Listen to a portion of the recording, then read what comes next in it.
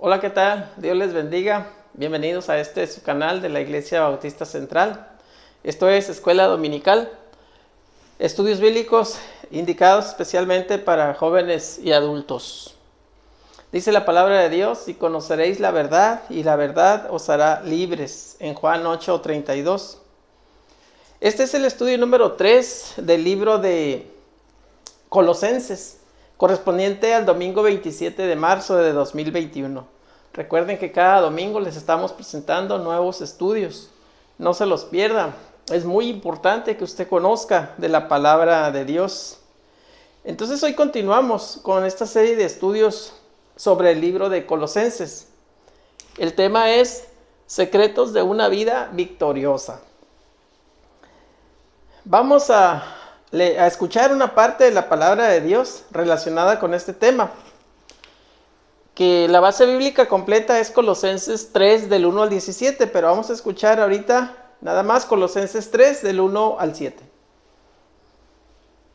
Sí, pues, habéis resucitado con Cristo, buscad las cosas de arriba, donde está Cristo sentado a la diestra de Dios. Poned la mira en las cosas de arriba, y no en las de la tierra, porque habéis muerto y vuestra vida está escondida con Cristo en Dios. Cuando Cristo, vuestra vida, se manifieste, entonces vosotros también seréis manifestados con Él en gloria. Hasta el morir, pues, lo terrenal en vosotros: fornicación, impureza, pasiones desordenadas, malos deseos y avaricia, que es idolatría. Cosas por las cuales la ira de Dios viene sobre los hijos de desobediencia, en las cuales vosotros también anduvisteis en otro tiempo cuando vivíais en ellas. Amén. Dios bendiga su palabra. Vamos a orar para poner en las manos de Dios este estudio. Nos ponemos en actitud de oración. Bendito Dios y Padre Celestial, te damos muchas gracias porque hasta aquí tú nos has ayudado. Te pedimos perdón por nuestros pecados y te pedimos que bendigas tú tu palabra que será expuesta, que pueda llegar a muchos corazones necesitados y que sirva asimismo para la edificación de tu iglesia. Perdona pues nuestros pecados. En el precioso nombre de tu Hijo amado, nuestro Señor y Salvador Jesucristo, te lo pedimos todo y te damos las gracias. Amén. Muy bien, vamos entonces a entrar a la introducción de este estudio. Secretos de una vida victoriosa. Interesante el tema, ¿verdad? Secretos de una vida victoriosa. Vamos a ver qué nos dice la palabra de Dios, que nosotros podemos aplicar, por supuesto, ¿verdad?, para llevar una vida victoriosa. Entonces, Pablo les habla, ¿verdad?, a los de Colosas. Pablo urge a los cristianos de Colosas de apropiarse del poder de Cristo para vencer las tentaciones y hacer morir lo terrenal en sus miembros. También, como miembros del cuerpo de Cristo, se espera que practiquen ciertos estilos de vida que de manera natural exprese la presencia y la obra de Cristo en cada uno de ellos. Este estilo de vida desarrolla ciertas cualidades. Entre ellas, fíjese bien, entre estas cualidades, el amor, estar en paz con nuestros semejantes, una actitud de gratitud y alabanza a Dios. Cualidades que debe de buscar todo hijo de Dios. ¿Para qué? Para una vida victoriosa. Bien, entramos a ver cuáles son esos secretos de una vida victoriosa. Están vamos a ir diciendo cuál es el primero, segundo, tercero y hasta el cuarto secreto. Aquí tenemos el primer secreto y la base bíblica va a estar en Colosenses 3, del 1 al 4. Vamos a empezar con Colosenses 3, del 1 al 2, del 1 y 2. Y dice la palabra de Dios: si pues habéis resucitado con Cristo, buscad las cosas de arriba, donde está Cristo sentado a la diestra de Dios. Poned la mira en las cosas de arriba, no en las de la tierra. Bueno, una persona jamás puede ser la misma, fíjese bien, jamás puede ser la misma antes y después de confiar su vida a Cristo. Por supuesto que no, ¿verdad? Una persona que confía su vida a Cristo ha nacido de nuevo, dice la palabra de Dios, un nacimiento espiritual. Esta relación con la muerte y la resurrección de Cristo provee al creyente el poder para vivir una vida victoriosa. Cuando nos rendimos a Cristo, nos negamos y morimos a nosotros mismos y al control de nuestra vida para que Cristo asuma ese control. Le damos todo el control de nuestra vida porque Él es nuestro Señor. Así es. Como resultado, se inicia un proceso de modificación. Fíjese bien, dijimos la palabra proceso. Una serie de pasos, ¿verdad? No es de la noche a la mañana, pero se espera que día con día vayamos aumentando en ese proceso, ¿verdad?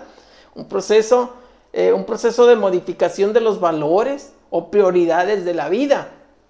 Nuestras prioridades deben cambiar, por supuesto. Veamos lo que debemos hacer. ¿Qué es ese cambio que debe hacer toda persona a partir de cuando se rinde a Cristo? Bueno, vamos a verlo en dos partes. Número 1, buscad las cosas de arriba, como dice la palabra. Buscad las cosas de arriba. Como seres humanos no podemos, fíjese bien, no podemos ni debemos renunciar a nuestra participación activa. Vivimos dentro de una sociedad y cumplimos un papel. No tenemos que renunciar a ese papel. Por supuesto que no. Pero hemos de hacerlo teniendo a la vista una nueva escala de valores a la que teníamos antes de rendirnos a Cristo. Una nueva escala de valores que adquiere un orden a partir de Jesucristo. Ese es el número 1, buscar las cosas de arriba. Número 2, ocupad la mente en las cosas de arriba. La mente, ¿verdad? El cerebro, ocuparlo en las cosas de arriba. Nuestros pensamientos, pues. Pablo sabía, fíjese, que llegamos a ser lo que pensamos. Llegamos a ser lo que pensamos. Por medio de nuestra mente modelamos los deseos de nuestro corazón. Es decir, nuestra mente entonces está sobre nuestro corazón. Todo empieza aquí y de aquí se va al corazón. Y de ahí se ejecuta. Y guiamos las acciones de la voluntad. Nuestro cuerpo y mente aún están ubicados sobre la tierra. Por supuesto, ¿verdad? Aquí estamos viviendo sobre la tierra. Eso no lo podemos evitar. Por lo tanto, de manera natural vamos a pensar en las cosas terrenales. Aunque ya seamos de Cristo, que Cristo sea nuestro Señor. No lo podemos evitar, ¿verdad? Estamos viviendo en la carne y la carne es débil, dice la palabra de Dios. Entonces, es una lucha férrea, una lucha difícil, pero no imposible, por supuesto. Pero la relación con Cristo influye, y esto lo subrayamos, influye toda nuestra manera de vivir. Nuestra relación con Cristo influye. O debiera influir en nuestra manera de vivir. Como alguien ha dicho, fíjese bien, los creyentes son ciudadanos permanentes del reino de los cielos. Los cristianos son ciudadanos permanentes del reino de los cielos y residentes pasajeros en la tierra. Quiere decir que aquí en la tierra estamos de pasada. Porque nuestra ciudadanía, dice la palabra de Dios, está en los cielos, ¿verdad? Estamos aquí en la tierra por un tiempo nada más. Entonces, residentes pasajeros en la tierra, dice. Las cosas terrenales no son necesariamente malas, pero pueden llegar a inferir con los asuntos de la vida cristiana. Y eso sería lo malo, lo negativo, ¿verdad? Que puedan llegar a cambiarnos de sentimientos hacia Cristo, ¿verdad? A portarnos mal, pues. Eso sí que sería lo malo. Segundo secreto. Vivir en el poder de la resurrección de Cristo. Ahí lo tenemos. Vivir en el poder de la resurrección de Cristo, basado en Colosenses 3, versículos del 5 y 6. Y ahí lo tenemos. Dice: haced morir pues lo terrenal en vosotros: fornicación, impurezas, pasiones desordenadas, malos deseos y avaricia, que es idolatría, cosas por las cuales la ira de Dios viene sobre los hijos de desobediencia. ¿Qué implica vivir en el poder de la resurrección de Cristo? ¿Qué tantas cosas implica? Bueno, por causa de que Dios ha cambiado nuestra naturaleza y ahora Cristo vive en nosotros, Pablo dice que seremos victoriosos si vivimos en el poder de la resurrección de Cristo. Como dice el segundo secreto, vivir en el poder de la resurrección de Cristo. ¿Qué significa esto? Bueno, por lo mínimo, fíjese bien, por lo mínimo, hacer morir lo terrenal en sus miembros. Mínimamente eso, hacer morir lo terrenal en sus miembros. Literalmente significa matar. Matar, pero ¿matar qué? ¿Y cómo? Bueno, matar con premeditación, alevosía y ventaja. ¿Qué cosa? Todas las actitudes y deseos pecaminosos que emergen de dentro de nosotros. ¿Por qué? Porque estamos en la carne. Y en la lucha entonces hay que matar, dice, con premeditación, alevosía y ventaja. Pablo comienza con dos pecados relacionados con el sexo. ¿Cuáles son? Fornicación e impureza. Ahí lo dice, ¿verdad? El primero, o sea, fornicación, se relaciona con las prácticas irresponsables fuera del matrimonio. Y el segundo, con el pensamiento y las emociones. Aunque nunca se cometa el acto físico, simplemente ya con que estemos pensando en ello, ¿verdad?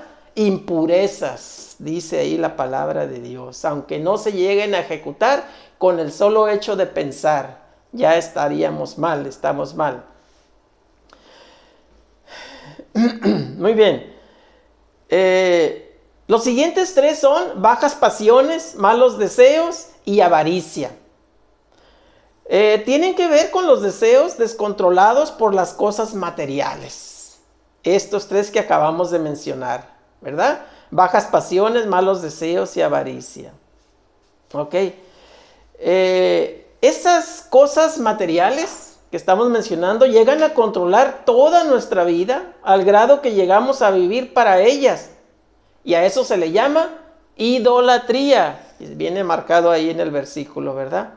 Como sabemos, la idolatría es el resultado de poner cualquier persona o cosa en primer lugar antes que a Cristo y su reino. Nada debe estar antes que Cristo y su reino en un hijo de Dios. Nada. Porque entonces entramos a lo que es idolatría. Nos hace recordar las palabras de Jesús de que no podemos servir a Dios y a las riquezas. Así lo decía nuestro Señor Jesucristo en los evangelios, ¿verdad? En su palabra.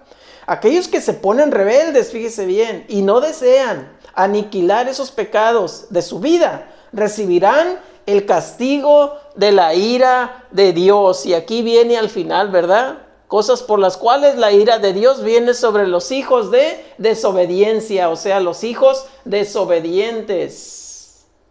¿Querrá usted ser un hijo desobediente? Por supuesto que no, ¿verdad? La segunda implicación.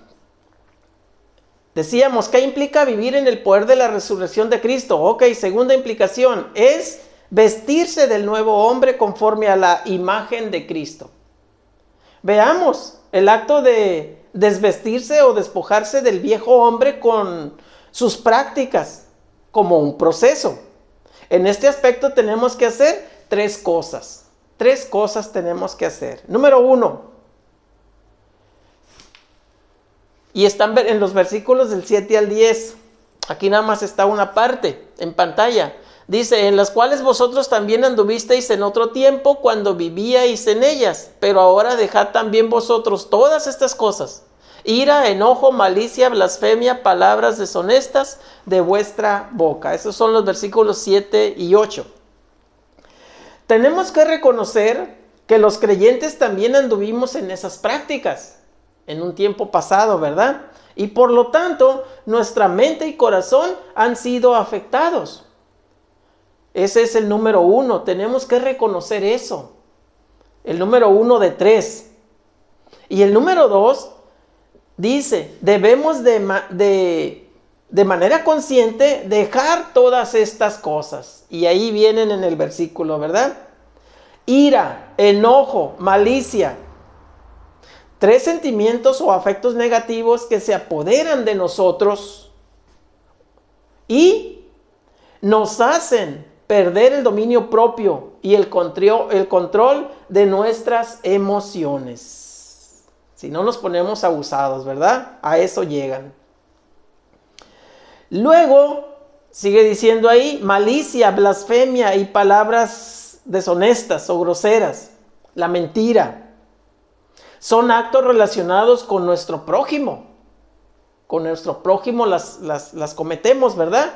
Conducen a una tragedia que hace imposible vivir así una vida victoriosa. Fíjese bien. Ira, enojo, malicia, blasfemia, etc. Número 3. Debemos despojarnos del viejo hombre y vestirnos del nuevo. Al escoger el nuevo vestido, tenemos que tener ciertos criterios para que haya armonía entre lo que somos y lo que decimos ser. Que concuerde, ¿verdad? Lo que somos con lo que decimos ser tiene que tener correspondencia. Tiene que coincidir, tiene que corresponder, tiene que embonar, ¿verdad?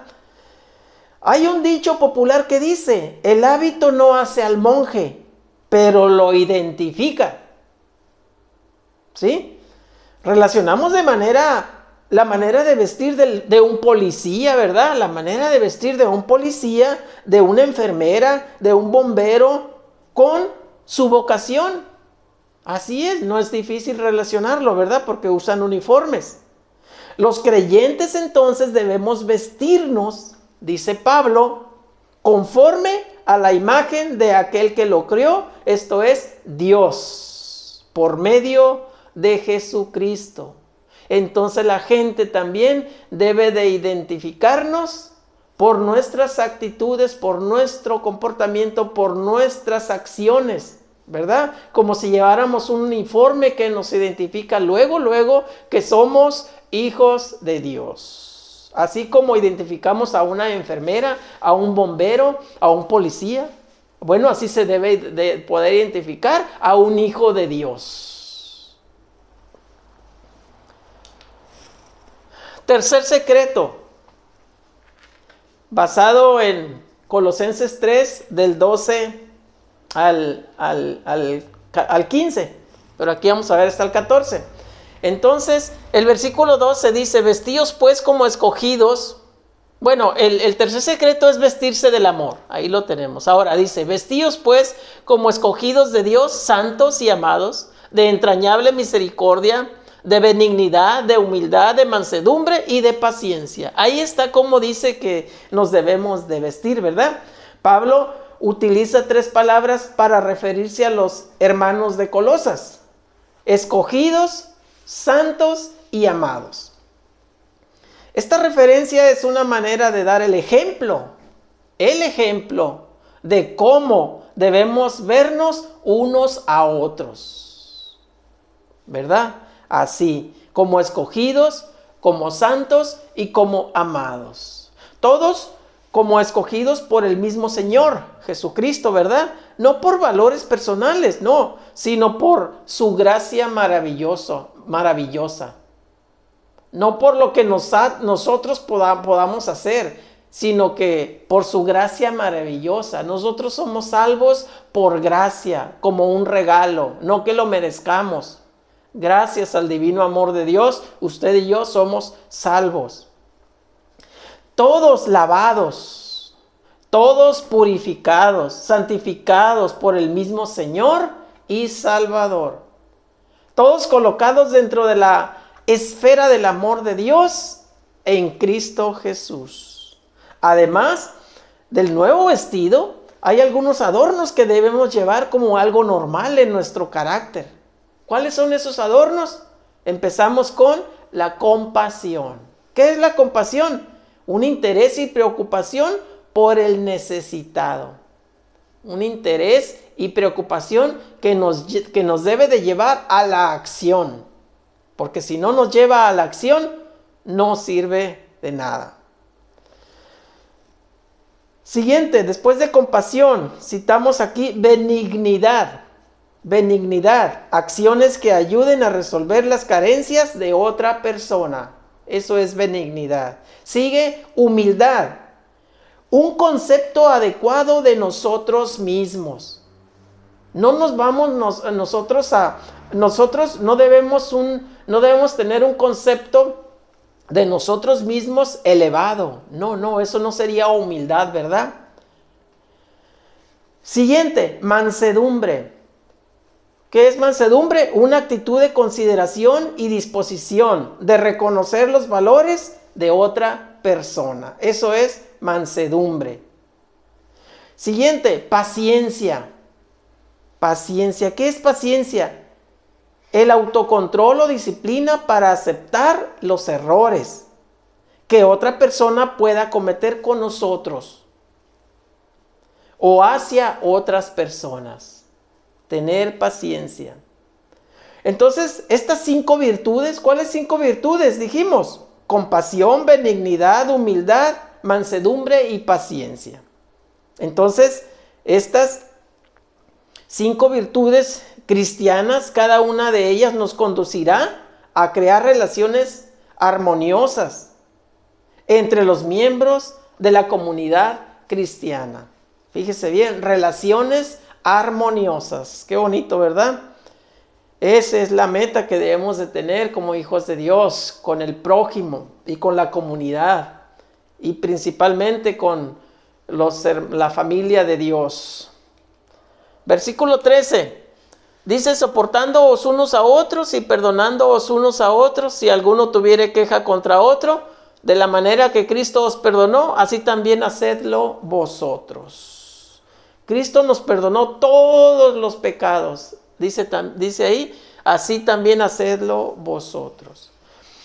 Otra virtud cristiana es perdonar, de la manera que el Señor nos perdonó a nosotros, como dice el versículo. Esta es la única actitud, fíjese bien, la única actitud que hará posible mantener unidos a los miembros del cuerpo de Cristo. ¿Qué forman los miembros del cuerpo de Cristo? Forman la iglesia, ¿verdad? Y estamos diciendo que el perdonar es la única actitud que hará posible mantener unidos a los miembros del cuerpo de Cristo. O sea, a la familia cristiana, a todos los hijos de Dios. Porque si no somos capaces de perdonarnos unos a otros las ofensas, pues entonces el cuerpo no va a estar unido, ¿verdad? Va a estar separado. Y un cuerpo separado, pues ¿qué puede hacer? Nada, ¿verdad? Versículo 14. Y sobre todas estas cosas vestíos de amor, que es el vínculo perfecto. Pero sobre todo, dice Pablo, vestíos de amor, que es el vínculo perfecto. Todas nuestras diferencias culturales, educacionales, raciales, idiomáticas y políticas pueden ser adecuadamente manejadas si las sumergimos en el amor del Señor. El amor del Señor entonces puede limar cualquier aspereza, cualquier diferencia, estamos diciendo aquí, ¿verdad? Educacionales, raciales, idiomáticas, políticas, cualquiera. Simplemente practicando el amor. Cuarto secreto. Hacer todo en el nombre de Jesús. Hacer todo en el nombre de Jesús. basado en Colosenses 3, 16 y 17. Dice la palabra de Dios ahí, no está completo, pero es una parte. Dice: la palabra de Cristo more en abundancia en vosotros, enseñándoos y exhortándoos unos a otros en toda sabiduría, cantando con gracia en vuestros corazones al Señor, con salmos e himnos y cánticos espirituales. Entonces, el creyente tiene todos, fíjese bien, todos los recursos. No tenemos excusa de que no tenemos las herramientas para vivir en victoria. El cristiano, el Hijo de Dios, tiene todos los recursos, tenemos todos los recursos que necesitamos para que todo lo que hace o que hagamos sea eficiente y efectivo.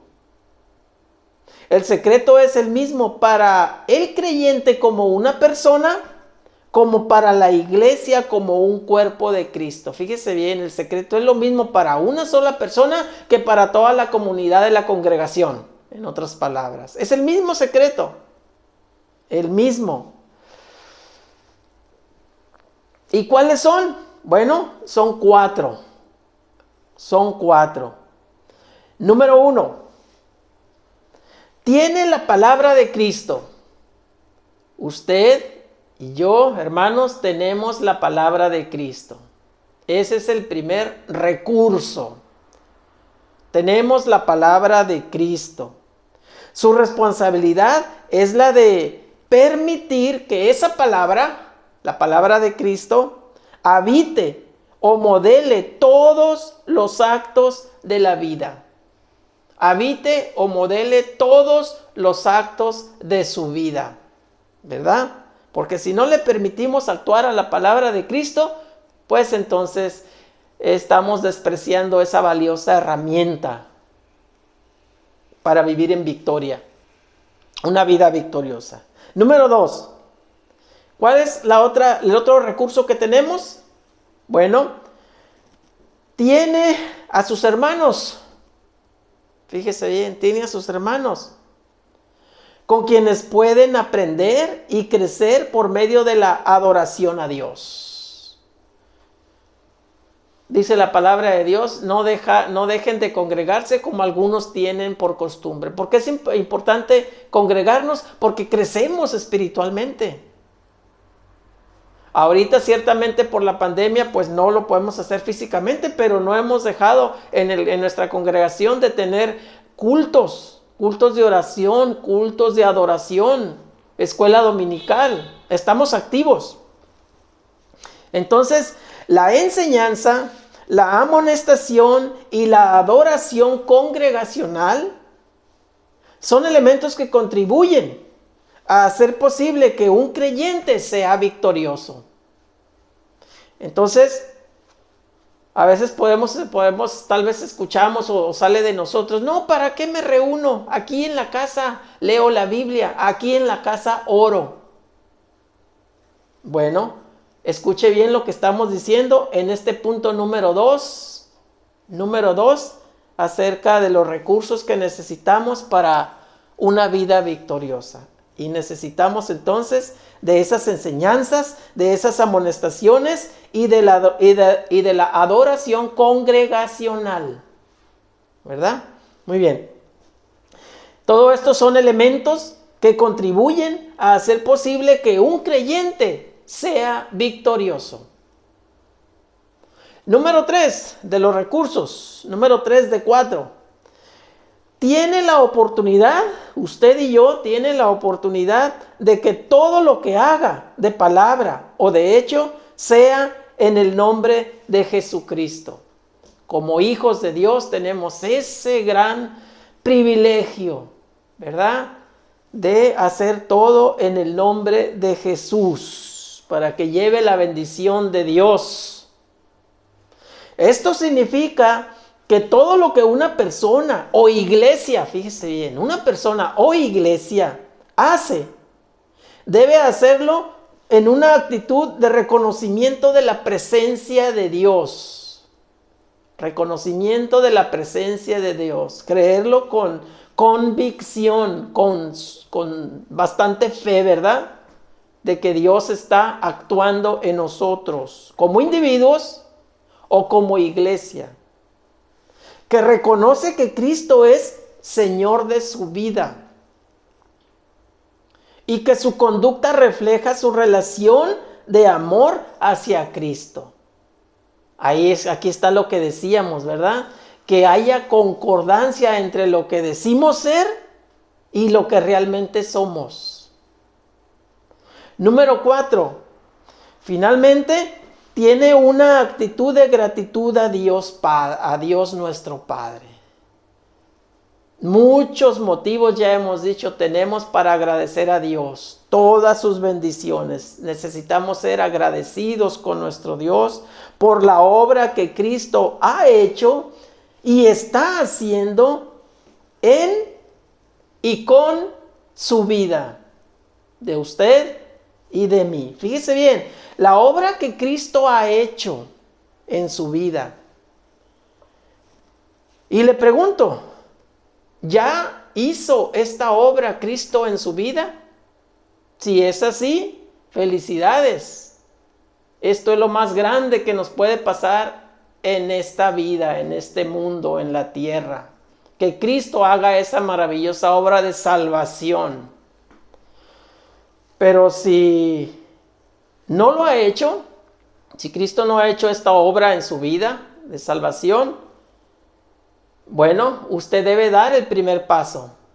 Y le invitamos a que lo haga. Simplemente reconozca que es pecador delante de Dios. Pídale perdón por sus pecados e invite a vivir, invite a Cristo.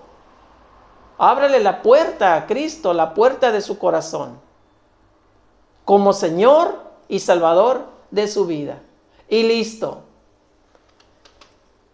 Claro, después, por supuesto que hay que tratar de vivir en la voluntad de Dios. ¿Y dónde está la voluntad de Dios? En su palabra, en la Biblia. Leer su palabra. Y ya, el Espíritu Santo se encarga de lo demás. Créalo, de verdad. El Espíritu Santo se encarga de guiarlo para vivir conforme a la voluntad de Dios. Aquí abajo le dejamos un folleto que le explica más explícitamente esto último que le estamos diciendo. Gracias por haber estado con nosotros. Le invitamos a seguir en contacto por este mismo medio. El próximo domingo a las 10 de la mañana le tendremos un nuevo estudio de la palabra de Dios. Le invitamos a que se suscriba si no lo ha hecho. Comparta y dele like al video. Todo esto ayuda para que más personas conozcan de la palabra de Dios. Y así usted está colaborando un poquito para esta obra. Muy bien, vamos a orar para así quedar despedidos. Nos ponemos en la actitud de oración. Bendito Dios y Padre Celestial, te damos gracias por esta tu palabra que ha sido expuesta. Seguimos pidiendo que pueda seguir llegando a muchos corazones necesitados. Bendice esta tu palabra, mi Dios, y que haga su obra en todas las personas que la escuchen, que la atiendan. Y bendícelas, te pedimos grandes bendiciones para ella. Perdona nuestros pecados, en el bendito y glorioso nombre de tu Hijo amado, nuestro Señor y Salvador Jesucristo, te lo pedimos y te damos gracias. Amén. Hasta la próxima. Dios les bendiga.